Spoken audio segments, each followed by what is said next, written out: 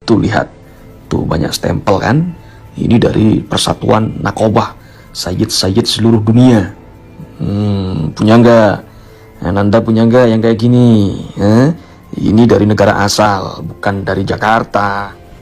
Nah, ini ada stempel dari Nakobah Asadah Al-Ashraf yang ada di Yaman. Nah, ini dari negara-negara lain, dari Irak, Kuwait, Jordan, Mesir, ya, Maroko, Maghrib ya. Oh kan, banyak ini. Dan ini adalah buku nasab yang bisa dipercaya. Kalau buku-buku nasab yang lain itu pemalsu nasab, saudara sekalian. Jadi hati-hati. Jadi hati-hati. Nah, ini dari Nakobah Asadah Al-Ashraf yang lainnya. Tuh ada foto saya. Ini baru beberapa ini. Saya punya banyak. Kok bisa banyak? Ya karena ini bentuk kesaksian dari bani-bani yang lainnya yang masih keluarga dengan kita. Tuh kan. Nah, Sayyid Sa'adullah. Tuh. Syahir Bisyaiban. Nah, ini coba lihat. Itu bukan ditulis Habib. Saya bukan Habib. Nah, nama lembaganya adalah Ar-Rabithah Alawiyah. Rabithah Alawiyah itu berdiri tahun berapa? 1928. Dan itu hanya ada di Indonesia. Dan Rabithah Alawiyah yang ada di Indonesia ini bukan cabangnya bukan cabang atau perwakilan lembaga nasab yang ada di Yaman. Bahkan keluarga Ba'alawi sendiri yang ada di Yaman pernah datang ke Indonesia dan mengatakan bahwa Rabithah Alawiyah ini bukan cabangnya dari Yaman. Paling mudah nanya mana surat dari Maktab Ad-Daimi ya, sebagai lembaga yang paling resmi, lembaga yang paling sahih di Indonesia untuk nasab Bani Alawi, anak cucu Nabi Muhammad SAW yang di Indonesia. Gak usah merasa paling sahih, merasa paling benar, gak usah. Ya, apalagi Anda mengatakan, nasab dzurriyyah Rasul itu paling sahih, harus ada bukti, ada isbat dari Rabithah Alawiyah. Ini Assalamualaikum warahmatullahi wabarakatuh. Saudaraku yang budiman, video ini menyajikan sebuah penjelasan ilmiah mengenai masalah nasab Ba'alwi. Ditulis oleh Kiai Haji Imaduddin Usman Al-Bantani, tanggal 6 September tahun 2024. Diskusi publik yang dilaksanakan oleh Lembaga Penelitian dan Pengabdian kepada Masyarakat LP2M UIN Wali Songo ini bertema Migrasi Agama dan Peran Sosial Keagamaan Klan Ba'alwi di Indonesia. Sepertinya, penulis diundang lebih untuk membahas kaitan antara migrasi mereka dengan klaim mereka sebagai keturunan Nabi Muhammad SAW. Disengaja ataupun tidak, klaim sebagai keturunan Nabi itu, tentu sedikit banyak menjadi salah satu instrumen kemudahan mereka ketika melakukan migrasi ke kawasan-kawasan berpenduduk Muslim. Tesis penulis yang mengatakan bahwa klan Ba'alwi terbukti bukan keturunan Nabi Muhammad SAW, rupanya membuat LP2M melihat masalah ini layak untuk didiskusikan guna melihat adanya korelasi antara migrasi mereka ke berbagai kawasan dan penerimaan masyarakat lokal kepada mereka, dengan klaim mereka sebagai keturunan Nabi. Dalam diskusi publik ini, rupanya Profesor Sumanto Al-Qurtubi lah yang akan membawakan materi dinamika migrasi Ba'alwi dan peran sosial keagamaannya, sedangkan penulis, lebih khusus akan membahas tentang postulat penulis yang telah diketahui publik bahwa klan Ba'alwi bukanlah keturunan Nabi Muhammad SAW. Klan Ba'alwi mengklaim keturunan Nabi Muhammad SAW sejak di Hadramaut. Identitas individu yang memiliki ketersambungan genealogi dengan Nabi Muhammad SAW menjadi daya tarik tersendiri dalam kehidupan keagamaan umat Islam. Ia terkait dengan sebagian tafsir keagamaan yang muncul khususnya dari sekte Syiah tentang orang-orang suci yakni para imam dari keturunan Nabi yang disebut sebagai pewaris kekhalifahan yang sah sepeninggal Nabi. Proposisi yang mirip dengan tafsir keagamaan di atas namun dilatar belakangi riset teologis yang berbeda terdapat dalam faham keagamaan mayoritas mazhab sufi dalam tradisi Ahlus Sunnah wal Jamaah, yaitu kewajiban mencintai Ahlu Bait, yakni An-Nabi, Ali, Fatimah, Hasan dan Husain, dan anjuran menghormati keturunannya.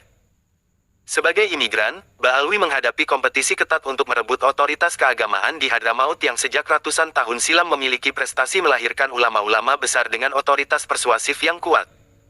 Untuk interes itu, Ba'alwi memerlukan substitusi dari identitas lama, yaitu mereka bukan hanya ulama tetapi juga sebagai klan yang memiliki konektivitas genealogi dengan Nabi Muhammad SAW. Klaim itu tidak berjalan mulus, ulama-ulama yang mengetahui latar belakang mereka menolak klaim itu. Dalam kitabnya Al-Burqa Al-Mushikoh, Ali Al-Sakran menggambarkan, adanya orang-orang hasut kepada keluarga mereka yang tidak mempercayai mereka sebagai keturunan Nabi. Nampaknya, penolakan dari ulama-ulama di abad ke-9 Hijriah itu tidak diprasastikan dalam bentuk tulisan. Sementara usaha-usaha pemasaran dan keyakinan dari klan Ba'alwi bahwa mereka keturunan Nabi ditulis dalam berbagai kitab mulai abad ke-9 Hijriah sampai hari ini. Yang demikian itu, kemudian membuat kesan sekilas bahwa pada abad ke-9 Hijriah itu mereka sudah syuroh wal istifadoh sebagai keturunan Nabi. Kendati demikian, tersisanya ulama di Yaman hari ini yang tidak mempercayai Ba'alwi sebagai keturunan Nabi, adalah sebuah ciri bahwa tradisi ketidakpercayaan itu tetap dirawat oleh komunitas keulamaan tertentu di sana. Pemasaran dan publikasi terhadap penduduk di sana tentang produk bahwa mereka adalah keturunan Nabi, dilakukan klan Ba'alwi bukan hanya dengan relasi konvensional antara murid dan guru, tetapi juga dengan doktrinasi transendental metafisik yang sulit ditagih scientific evidence, atau bukti ilmiahnya. Kita ambil sebuah contoh, Ali bin Abu Bakar al-Sakran dalam Al-Burqah menyatakan bahwa ia mendengar sebuah cerita bahwa ada sebagian orang pilihan telah bermimpi bertemu Nabi Muhammad SAW di atas sebuah bukit di Tarim, lalu Nabi berkata, "Wahai penduduk negeri ini, aku mempunyai titipan untukmu yakni, Ba'alwi, barang siapa membenci mereka maka mereka membenci aku, barang siapa membuat rida mereka maka ia membuat aku rida." Klan Ba'alwi seharusnya diabaikan ketika mengaku keturunan Nabi Muhammad SAW. Bersamaan dengan perkembangan ilmu pengetahuan DNA, hari ini kita dapat mengetahui hubungan biologis antara seorang individu dengan individu lainnya. Apabila pola kromosom Y tidak sama, tidak cocok, maka akan memberikan akurasi 100% kedua laki-laki tersebut bukanlah saudara dari garis ayah. Jika hari ini ada dua laki-laki yang sama-sama mengaku keturunan garis ayah dari Nabi Muhammad SAW, maka ia harus bertemu di kakek bersama sekitar 1500 tahun yang lalu. Jika dua laki-laki hari ini mengaku sebagai keturunan garis ayah dari Nabi Ibrahim alaihissalam, maka ia harus bertemu di kakek bersama sekitar 5000 tahun yang lalu. Laki-laki yang hari ini berhaplogrup J, dengan laki-laki berhaplogrup J1, baru bertemu di kakek bersama di sekitar 45.000 tahun yang lalu. Jika dua laki-laki tersebut sama-sama mengaku keturunan Nabi Muhammad SAW, maka keduanya pasti ada yang palsu karena Nabi Muhammad SAW terverifikasi sebagai sosok historis pada 1500 tahun yang lalu. Lalu menurut para pakar DNA, Nabi Muhammad SAW itu tergolong berhaplogrup apa? Profesor Ubaidillah, seorang pakar DNA dari Timur Tengah, sebagaimana termuat dalam buku Muqaddimat Ilm Al-Ansab, mengatakan, setelah meneliti dan melakukan banyak tes dan analisis laboratorium terhadap DNA untuk mengetahui keragaman ras manusia, para peneliti menemukan bahwa warisan genetik Arab termasuk dalam ras tersebut J1. Peneliti Profesor Ali bin Muhammad Al-Sehi mengatakan, kita dapat memberi nama pada jenis J1, dengan DNA suku Arab. Para peneliti juga menemukan bahwa gen Ismail bin Ibrahim, dengan dua cabangnya, Adnani dan Qahtani, terkelompokkan ke dalam J1, C3D. Berikut ini daftar haplogrup Y-DNA yang dimuat kitab Muqaddimat fi Ilm Al-Ansab. Haplogrup A adalah haplogrup untuk keturunan bangsa Ethiopia, Sudan. Haplogrup B, Afrika. Haplogrup C, India, Sri Lanka, Asia Tenggara. Haplogrup D, Asia Tengah, Mongolia, Selatan Asia. Haplogrup E, Afrika. Haplogrup G, Utara Asia Tengah, Pakistan, Afghanistan. Haplogrup G disebut haplogrup Kaukasus, karena keluar dari haplo ini 2% dari penduduk barat laut Eropa, 8-10% dari penduduk Asbania, Italia, Yunan, Turki, 30% dari penduduk Georgia dan Azerbaijan, 50% dari penduduk Ossetia Utara, 18% dari orang Druze, 10% dari Yahudi Askenazi, dan 20% dari Yahudi Maroko. Haplogrup R, Utara Laut Hitam dari Eurasia, Eropa Timur, India, Irlandia. Haplogrup I, Eropa, Viking. Haplogrup H, India Dravida, Pashtun, Iran. Haplogrup L, India. Haplogrup M, Guinea. Haplogrup N, Utara Asia, Cina, Mongolia. Haplogrup O, Asia Timur, Cina, Malaysia, Vietnam, Indonesia, Korea, Jepang. Haplogrup K, Iran, Mesir, Papua Nugini. Haplogrup Q, Amerika. Haplogrup S, Papua Nugini, Indonesia, Melanesia. Haplogrup T, Iran, Mesir, Afrika. Haplogrup J, Timur Tengah, Arab Syamiyah. Haplogrup J2, Asia Tengah, Iran, India, Kurdi. Prof. Ubaidillah juga mengatakan, DNA adalah stempel yang dijadikan pegangan di masa depan. Ia adalah hukum pasti bagi pengakuan nasab perorangan atau kelompok.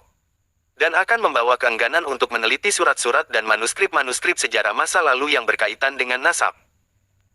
DNA pula akan menggantikan stempel para syekh dan ahli nasab karena ilmu nasab adalah ilmu riwayat yang bersifat zoni. Ilmu DNA akan merubah ilmu nasab dari ilmu zoni yang bersifat tarjih yang terkadang terjadi pemalsuan, menjadi ilmu yang rasional yang terhormat yang berdasar hasil-hasil tes yang presisi, yang tidak akan salah dengan kekuasaan hikmah, dan pengaturan Allah Azza wa Jalla. Dari sini penulis mengatakan bahwa pengakuan klan Ba'alwi sebagai keturunan Nabi Muhammad SAW seharusnya diabaikan. Karena berdasarkan tes DNA para individu dari klan Ba'alwi diperoleh hasil bahwa mereka terkelompokkan dalam haplogrup G. Bukan J1. Berdebat tentang keabsahan surat dari sebuah kalung emas tidak ada gunanya, jika setelah diperiksa bahwa kalung itu ternyata bukan terbuat dari emas tetapi hanya tembaga biasa. Individu atau komunitas tertentu yang mengaku memiliki konektivitas genealogi kepada Nabi, ketika terjadi khilafiyah secara ilmu nasab dan sejarah, baru dianggap layak untuk ditelusuri setelah lulus uji DNA. Jika denanya saja sudah melenceng, maka penelusuran ilmu nasab dan sejarah itu menjadi kontraproduktif, tidak signifikan dan absurd. Tetapi tidak salah juga jika setelah kita mengetahui bahwa kalung emas itu adalah palsu, kita tetap menelusuri sebenarnya siapa yang telah mengeluarkan surat kalung itu, agar diketahui siapa yang memalsukan. Klaim-klaim sejarah dan nasab Ba'alwi di abad 9 Hijriah. Klan Ba'alwi, di abad 9 mengklaim dirinya sebagai keturunan Nabi Muhammad SAW melalui jalur Ahmad bin Isa yang hidup di abad 3-4 Hijriah. Untuk menyambungkan historiografi dan genealogi mereka dengan Ahmad bin Isa, mereka mengklaim bahwa Ahmad bin Isa hijrah dari Basrah ke Hadramaut. Mereka menyambungkan silsilah mereka dari abad 9 Hijriah sampai abad ke-4 Hijriah sebagai berikut. Ali, wafat 895 Hijriah, bin Abu Bakar al-Sakran, bin Abdurrahman As-Segaf, bin Muhammad Maula Dawilah, bin Ali, bin Alwi Al-Gayur, bin Muhammad Fakih Mukodam, bin Ali, bin Muhammad Sahib Mirbat, bin Ali Halikosam, bin Alwi, wafat 400 Hijriah, bin Ubaid atau Ubaidillah atau Abdullah, wafat 383 Hijriah, bin Ahmad, wafat 345 Hijriah, bin Isa Al-Nakib, wafat 300 Hijriah, bin Muhammad Al-Nakib, wafat 250 Hijriah, bin Ali Al-Uraidi, wafat 210 Hijriah, bin Jafar Al-Sadiq wafat 148 Hijriah, bin Muhammad Al-Bakir wafat 114 Hijriah, bin Ali Zainal Abidin wafat 97 Hijriah, bin Sayyidina Husain wafat 64 Hijriah, bin Siti Fatimah Az-Zahra wafat 11 Hijriah, binti Nabi Muhammad SAW, wafat 11 Hijriah. Klaim nasab tersebut batal, berdasar kesaksian kitab-kitab nasab abad ke-5 sampai ke-9 Hijriah bahwa Ahmad tidak punya anak bernama Ubaidillah atau Abdullah. Di antara kitab-kitab nasab yang ditulis di abad ke-5 sampai 9 Hijriah adalah Tahzib al-Ansab karya Imam al-Ubaidili, wafat 437 Hijriah. Al-Majdi karya al-Umari, wafat 490 Hijriah, Muntakilat at-Tahalibiyah karya Ibnu Toba, wafat 400-an Hijriah. Al-Syajarah al-Mubarakah karya Imam al-Fahru Razi, wafat 606 Hijriah. Al-Fahri fi Ansab at-Talibin karya Azizuddin Abu Thalib Ismail bin Husain al-Marwazi, wafat 614 Hijriah. Al-Ashili fi Ansab al-Talibiyin karya Sofiyuddin Muhammad ibnu al-Taktaki al-Hasani, wafat 709 Hijriah. As-Sabat al-Musyan karya Ibn al-Arai al-Husaini, wafat 787 Hijriah. Umdat at-Talib karya Ibnu Inabah, wafat 828 Hijriah. Nama Ubaid sebagai anak Ahmad bin Isa secara formal baru muncul dalam kitab keluarga Ba'alwi, Al-Burqat al-Musyikot karya Ali bin Abu Bakar al-Sakran, wafat 895 Hijriah, setelah 550 tahun wafatnya Ahmad bin Isa. Kitab nasab dan sejarah setelah abad ke-9 yang menulis Ubaid sebagai anak Ahmad bin Isa kesemuanya akan bermuara merujuk kepada kitab Al-Burqat tersebut.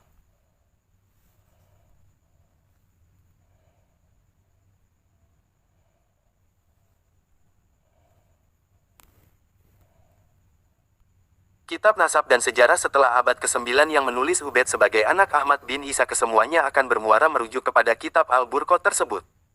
Urutan silsilah seperti itu diokulasi Ali bin Abu Bakar al-Sakran dari kitab Al-Suluk karya Al-Janadi, wafat 732 Hijriah.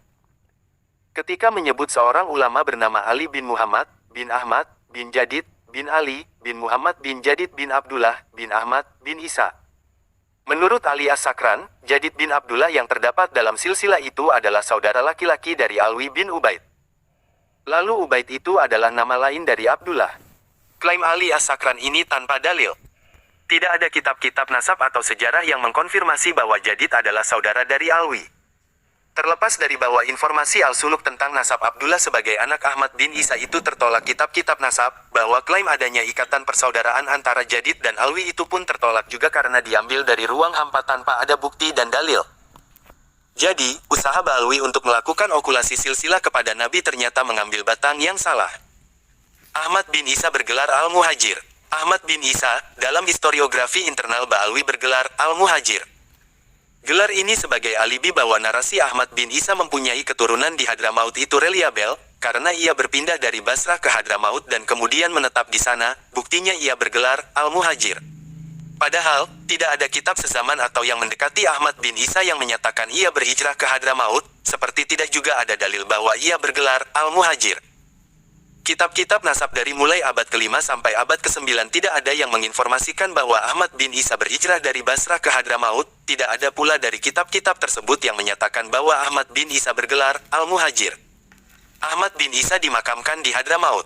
Ba'alwi berhujah alasan hijrahnya Ahmad bin Isa ke Hadramaut itu valid dan reliabel dengan dalil adanya bukti arkeologis berupa makam Ahmad bin Isa di Husaisah, Hadramaut. Pertanyaannya, apakah benar makam yang diklaim sebagai makam Ahmad bin Isa itu asli? Apakah makam itu sudah dikenal sejak wafatnya Ahmad bin Isa tahun 345 Hijriah? Sumber sezaman atau yang mendekati apa yang bisa memberi kesaksian bahwa benar Ahmad bin Isa dimakamkan di Husaisah? Al-Janadi, wafat 732 Hijriah. Sebagai sejarawan yang gemar merekam adanya makam tokoh yang diziarahi orang, tidak mencatat di Husaisah ada makam Ahmad bin Isa. Ia merekam keberadaan makam dua orang anak yang populer di sana di sebuah masjid yang dikenal dengan Masjid Asy-Syahidain. Ia juga merekam makam seorang dokter Irak yang dianggap pahlawan di Kinan dan ia berziarah di sana.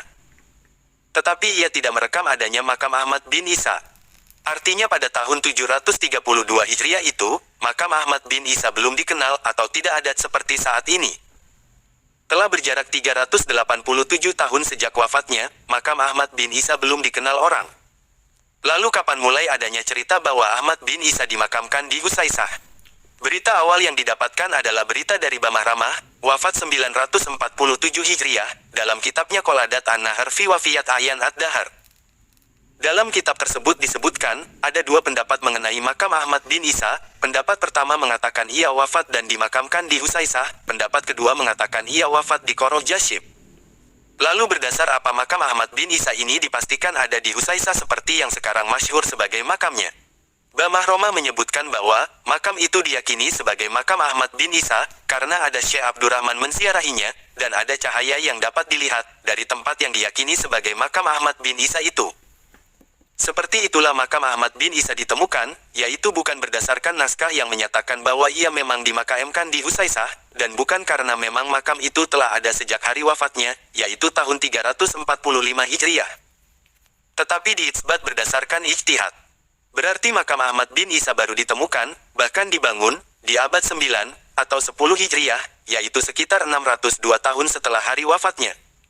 Dari sana, keberadaan makam Ahmad bin Isa di Husaisah ini, berdasar kesimpulan tidak adanya peristiwa hijrahnya ke Hadramaut sangat meyakinkan untuk dikatakan bahwa makam itu adalah makam palsu.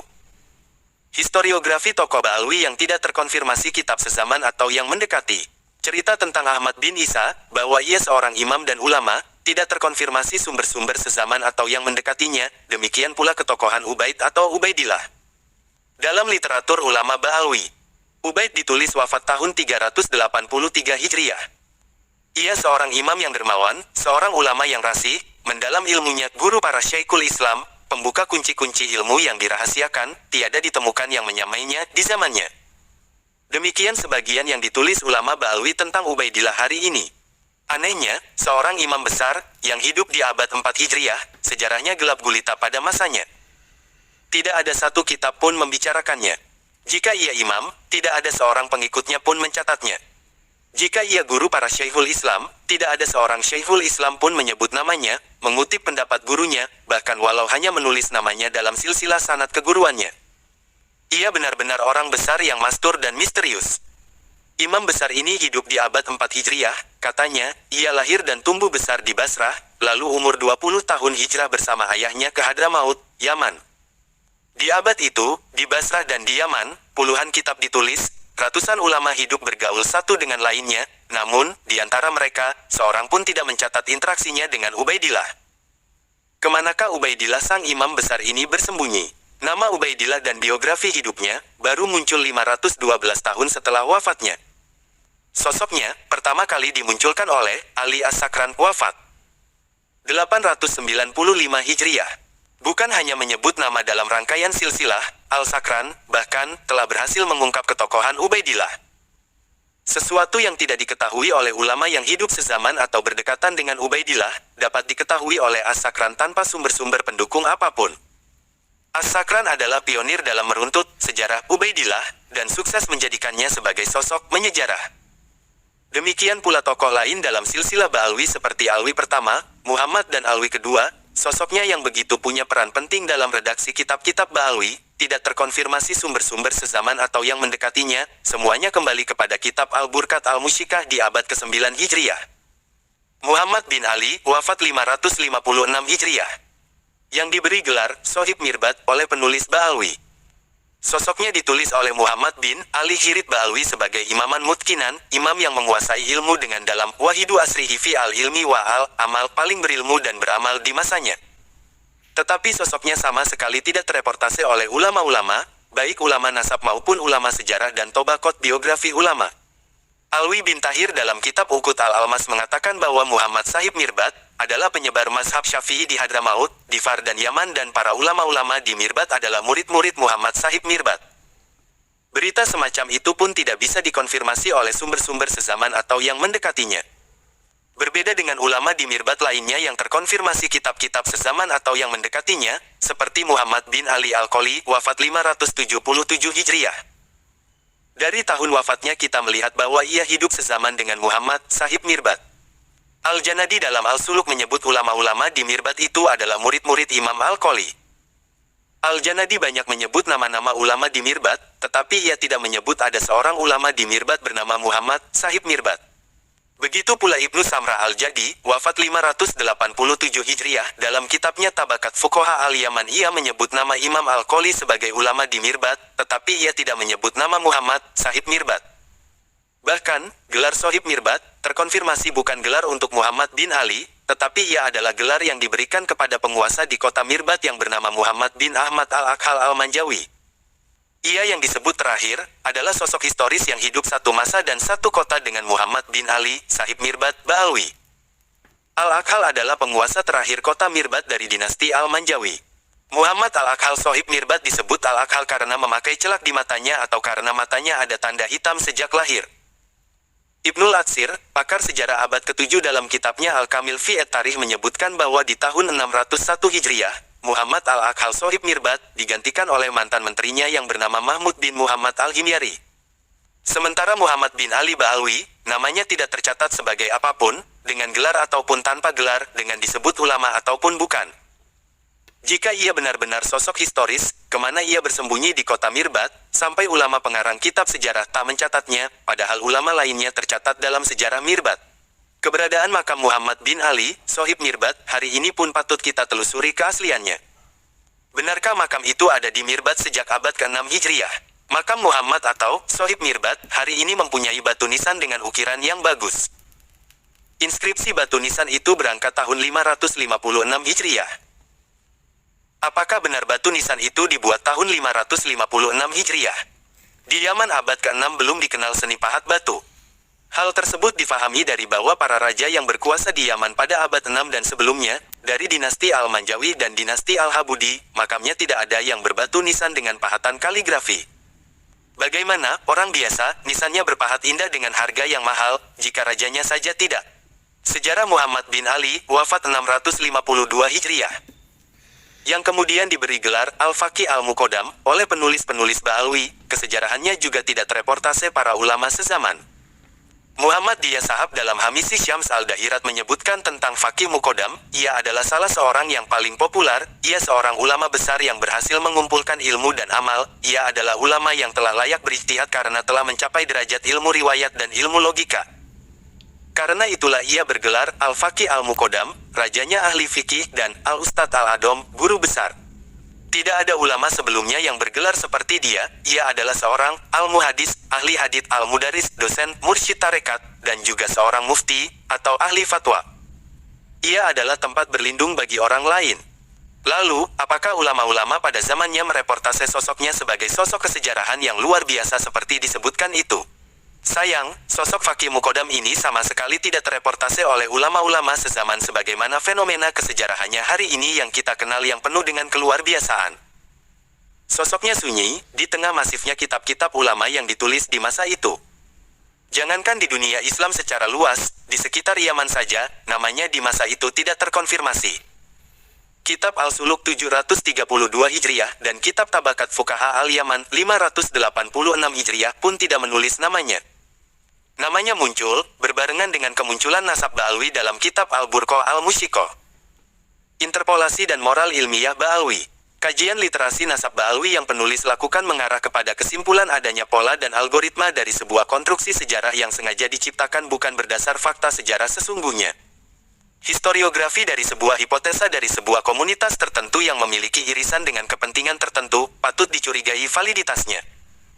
Yusuf Jamalulail mentahqiq kitab Abna, Al-Imam fi Misra wa Syam Al-Hasan wa Al-Husain. Kitab tersebut karya Ibnu Toba.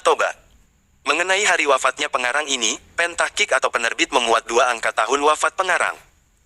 Dalam halaman ke-7 disebut wafat tahun 199 Hijriah. Dalam halaman lain disebut 478 Hijriah. Dan dalam cover ditulis tahun 478 Hijriah. Kitab ini bisa disebut palsu karena kitab ini tertulis dengan judul Abna al-Imam, namun isinya bukan semata kitab tersebut, namun telah diinterpolasi tambah kalimat para penyalin dan pentahqiq. Kitab ini isinya telah diinterpolasi oleh 4 orang yaitu, Ibnu Sodaqo al-Halabi, wafat 1180 Hijriah, Abul Aun as-Sifarini, 1188 Hijriah. Muhammad bin Nasar al-Maqdisi, wafat 1350 Hijriah. Dan Yusuf Jamalulail 1938 Masehi. Tambahan itu tidak diberikan pembeda, jadi seakan seluruh isi kitab itu karya pengarang yang asli yaitu Ibnu Toba. Dalam kitab itu, nama Ubaidillah Abdullah disebut anak Ahmad. Namun kalimat itu jelas bukan dari kalimat pengarang kitab. Kitab Tarikh Hadramaut, atau disebut juga Kitab Tarikh Sanbal, karena katanya ia karya Syekh Sanbal Ba'alwi, wafat 920 Hijriah di dalamnya. Di antaranya, menerangkan tentang bahwa Al-Faqih Al-Muqaddam adalah seorang Al-Alim Al-Robani, ulama yang menguasai seluruh ilmu Umdat Al-Muhaqqiqin, tumpuan para ahli tahqiq dan salah seorang wali kutub. Kitab ini dicetak oleh Maktabah Sanah Al-Atsariyah tahun 1994 Masehi atau 1414 Hijriah, ditahqiq oleh Abdullah Muhammad Al-Habsyi. Kitab ini dicurigai menjiplak dari kitab Tarikh Ibnu Hisan, terlebih Syekh Sanbal adalah orang yang tidak dikenal para ulama, sepertinya naskah tersebut baru saja disalin dan penulisnya tidak hidup pada abad ke-10 Hijriah, sebagaimana disebutkan oleh pentahqiq, Abdullah Al-Habsyi. Kitab Al-Baha fi Tarikh Hadramaut, karya Abdurrahman bin Ali bin Hisan, wafat 818 Hijriah, ditahqiq oleh Abdullah Muhammad Al-Habsyi, diterbitkan oleh Darul Fatah tahun 2019. Kitab ini merupakan kronik sejarah Hadramut dari tahun 424 sampai 926 Hijriah, menurut pengakuan pentahqiqnya, dicetak dari manuskrip yang tidak lengkap. Ada beberapa tahun yang hilang, lalu pentahqiq melengkapinya dari kitab Tarikh Sanbal yang terindikasi palsu di atas. Kendati ada pengakuan bahwa kitab yang ditahqiqnya itu ada tambahan, tetapi Al-Habsyi tidak memberi pembeda mana redaksi asli dari manuskrip kitab Al-Baha, dan mana redaksi yang merupakan tambahan dari pentahqiq. Dalam kitab ini disebutkan bahwa Faqih Muqaddam wafat tahun 652 Hijriah. Seakan benar sosok Faqih Muqaddam itu telah dicatat penulis sejarah, tetapi ketika dilihat dalam footnote-nya, Abdullah Al-Habsyi menyatakan bahwa informasi tentang wafatnya Faqih Muqaddam itu tidak disebut dalam manuskrip A. Karena kertasnya rusak, seakan ia ingin mengatakan bahwa yang berada dalam versi cetak itu berasal dari manuskrip B. Padahal manuskrip kitab Ibnu Hisan itu hanya ada satu, dan itu pun tidak lengkap. Apabila ia pentahqiq yang jujur, maka seharusnya ia biarkan tempat itu tanpa keterangan, tidak kemudian ia isi sendiri sesuai dengan kemauan dan kepentingannya. Oleh karena itu, kitab ini tidak bisa menjadi rujukan sebagaimana kitab Abna al-Imam. Kitab Al-Imam Al-Muhajir, ditulis oleh Muhammad Diyas Syihab dan Abdullah bin Nuh. Kitab ini terdiri dari sekitar 244 halaman, diterbitkan oleh penerbit Dar al-Syarq tahun 1400 Hijriah atau 1980 Masehi. Kitab ini merupakan biografi dari Ahmad bin Isa yang oleh kalangan Ba'alwi kemudian diberikan gelar Al-Muhajir. Kitab ini diawali dengan mengutarakan keadaan kota Basra abad ke-4 Hijriah yang gemilang dengan ilmu pengetahuan dan peradaban. Latar belakang sejarah ini dipetik dari referensi sejarah yang kredibel seperti kitab-kitab karya Ibnu Halikan, Ibnul Atsir, Al-Masuti, Ibnu Jarir, Al-Sayuti dan sebagainya. Tetapi, ketika menjelaskan tentang biografi dari Ahmad bin Isa sendiri, penulisnya tidak mencantumkan referensi dari mana ia mendapatkan berita itu. Seperti ketika ia menyebutkan bahwa Ahmad bin Isa mulai belajar dari kedua orang tuanya. Tentu semua anak akan belajar dari kedua orang tuanya. Ini masih bisa difahami walau tanpa referensi. Kemudian dilanjutkan, bahwa Ahmad bin Isa gemar menuntut ilmu dari para ulama, baik di Basra maupun di kota-kota lainnya di Irak. Penjelasan ini seharusnya sudah menyebutkan siapa ulama-ulama yang didatangi oleh Ahmad bin Isa, dan dari mana penulis kitab ini mengetahui berita itu, namun paragraf ini tanpa referensi, agaknya ia keluar dari imajinasi penulis, tentang banyaknya ulama di Irak waktu itu, dan asumsi bahwa kemungkinan besar itulah yang dilakukan remaja seusia Ahmad bin Isa, ketika berada di lingkungan para ulama. Referensi kemudian disebutkan pada paragraf yang lain, diambil dari kitab Saurah Az-Zanji, yaitu ketika menerangkan bahwa Basra ketika itu merupakan pusat pemikiran yang besar. Kota tempat bersinggungannya berbagai macam aliran filsafat, keyakinan dan pemikiran. Rupanya, penulis kitab ini sangat bersusah payah mencari sosok Ahmad bin Isa dalam kitab-kitab sejarah atau kitab lainnya. Ketika menemukan nama Ahmad bin Isa, lalu tanpa diteliti lebih lanjut, langsung saja diambil. Kesalahan fatal pun terjadi, ketika mengutip sosok Ahmad bin Isa yang terdapat dalam kitab Tarikh Baghdad, disebutkan dalam kitab itu, Ibnu Jarir at-Tabari menerima surat dari Ahmad bin Isa al-Alwi dari kota Basrah, lalu Ibnu Jarir membalasnya dengan kalimat, "Wahai Amirku." Penulis kitab ini kemudian menyatakan, cukuplah untuk mengetahui betapa agung kedudukan Ahmad bin Isa, dari penyebutan Ibnu Jarir terhadapnya, "Wahai Amirku." Penulis tidak teliti, atau pura-pura tidak mengerti, bahwa Ahmad bin Isa al-Alwi yang dimaksud dalam kitab Tarikh Baghdad itu, bukanlah Ahmad bin Isa al-Nakib, tetapi sosok lain, yaitu Ahmad bin Isa bin Zaid. Lalu tentang hijrahnya Ahmad bin Isa ke Hadramaut, penulis kitab ini sama sekali tidak menyebutkan sumber, kecuali dari majalah Al-Rabitah tulisan Ali bin Ahmad al-Atas. Kejadian tahun 317 Hijriah diceritakan oleh orang yang hidup 1000 tahun lebih setelah wafatnya, dengan tanpa sumber dari mana ia mengetahui berita itu. Pola penulisan seperti itu, kita jumpai dalam kitab tersebut pada halaman-halaman selanjutnya sampai akhir kitab. Kitab Guror al-Baha al-Dawi wa Durar al-Jamal al-Bahi, yang lebih dikenal dengan nama Kitab Al-Guror, karya Muhammad bin Ali Hirid Ba'alwi, wafat 960 Hijriah, diterbitkan oleh Maktabah Al-Azhariyah, tahun 2022, tanpa pentakik. Dalam kitab ini disebutkan bahwa Ahmad bin Isa hijrah dari Irak ke Hadramaut tahun 317 Hijriah. Penyebutan itu tidak bersumber referensi apapun. Cerita tentang orang di masa lalu, tanpa adanya sumber disebut dengan dongeng. Disebutkan pula, bahwa Ahmad bin Isa mengungguli teman-temannya dalam kebaikan. Untuk kisah ini dan sebab hijrahnya Ahmad bin Isa, Al-Guror mengutip dari kitab Al-Jauhar Al-Syafaf, kitab karya Al-Khatib yang telah penulis sebut dalam berbagai tulisan sebagai kitab yang tidak layak dijadikan rujukan karena penulisnya tidak jelas. Dilihat dari segi isi pun, kitab itu penuh dengan cerita-cerita dusta. Dapat dikatakan, kitab Al-Guror ini, mengenai nasab dan sejarah Ba'alwi, bersumber pokok kepada satu kitab abad 9, yaitu Al-Burqa Al-Musyiko karya As-Sakran 895 Hijriah ditambah kitab Al-Jauhar As-Syafaf 855 Hijriah yang problematis itu.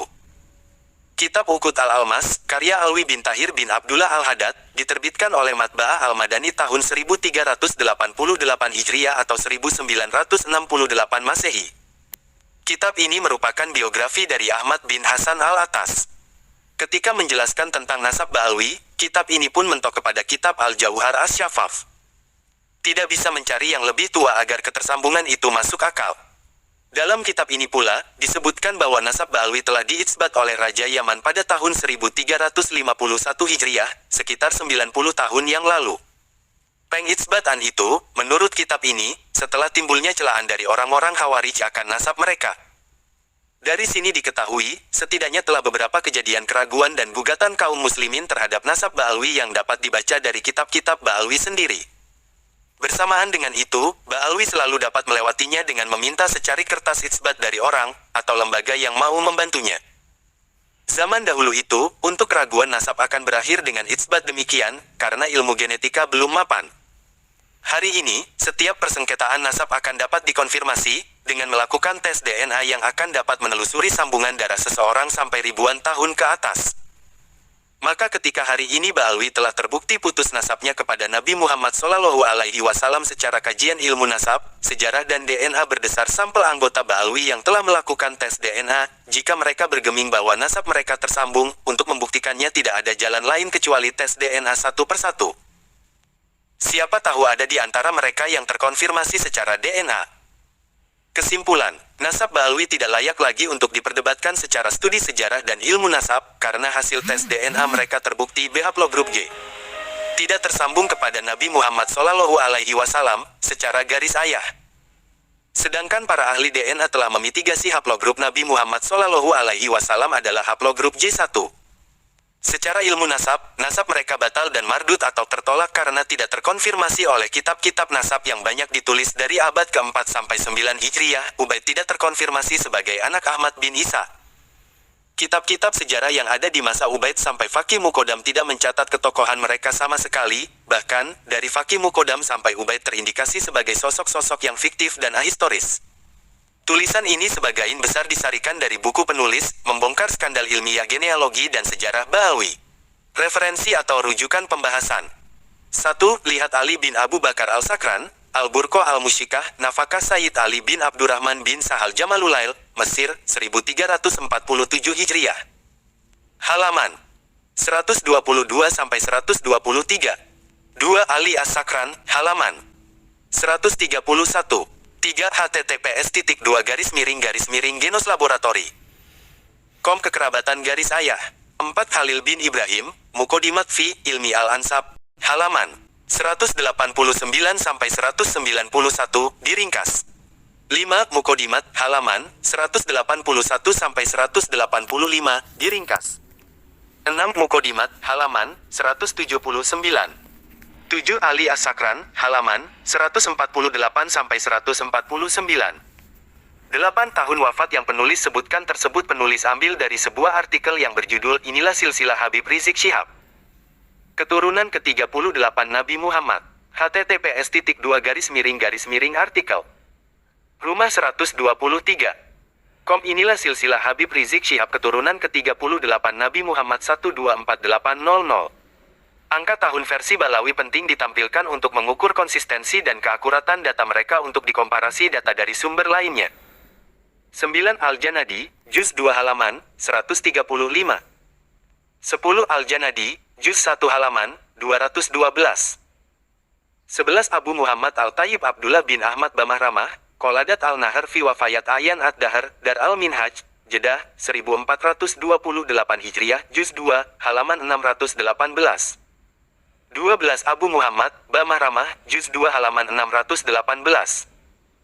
13. Lihat, Ali As-Sakran, halaman 136 dan Al-Mashra, Al-Rawi Juz 1, halaman 75. 14. Muhammad bin Ali Hirit, halaman 131. 15. Alwi bin Tahir, Ukut Al-Almas Matba'ah Al-Madani, Syari Al-Abbasiyah, 1388 Hijriah, Juz 2, halaman 104. 16. Al-Janadi, Juz 2, halaman 170. 17. Umar bin Ali bin Samra Al-Jadi, Tobakot Fuqaha Al-Yaman, Dar Al-Qolam, Beirut, halaman 220. 18. Ibnul Asir, Al-Kamil fi Al-Tarikh Dar Al-Kutub Al-Ilmiyah, Beirut, 1407 Hijriah, Juz 10, halaman 203. 19. Lihat Muhammad Dia, Sahab dalam Abdurrahman Al-Mashhur, Smu Al-Dahirat, Alam Al-Marifat, Jeddah, 1404 Hijriah, halaman 77. 20. Ibnu Hisan, Al-Baha, Fi Tarikh Hadromaut, Dar Al-Fatah, Oman, 1441 Hijriah, halaman 125. Terima kasih. Wassalamualaikum warahmatullahi wabarakatuh.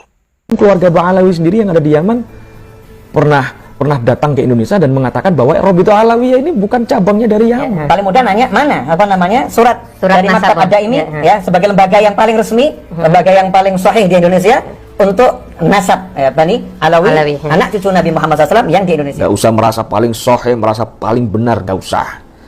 Ya, apalagi Anda mengatakan, nasab dzurriyyah Rasul itu paling soheh, harus ada bukti, ada isbat dari Rabithah Alawiyah. Ini